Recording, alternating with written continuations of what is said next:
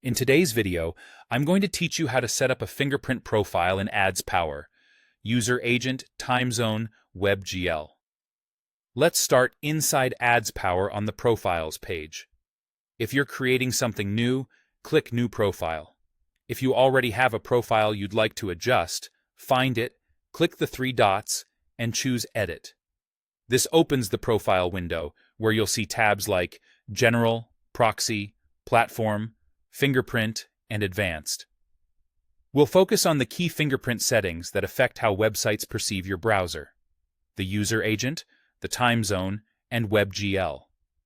First, the user agent, often called UA. This is the short line of text that tells websites what browser and operating system you appear to be using. Depending on your version of Adspower, you'll find it in the General tab or inside the Fingerprint tab.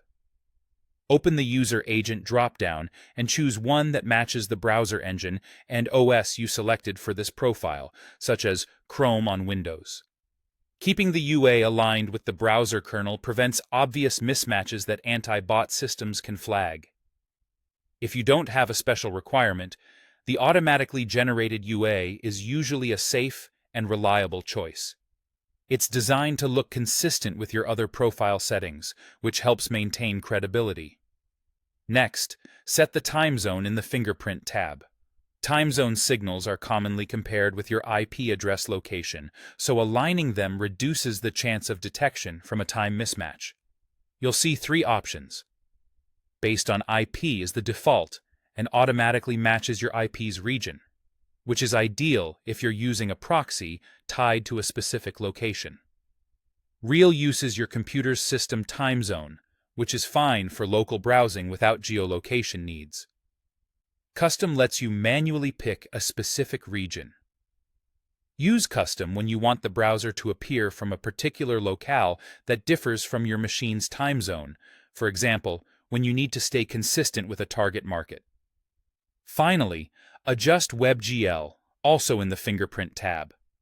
Webgl reveals graphics capabilities that can be used to infer hardware details.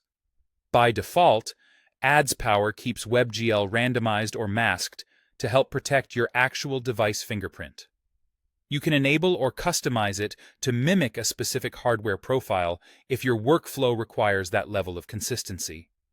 If you don't have a strong reason to change it, keeping Webgl masked or randomized provides a good balance of realism and privacy.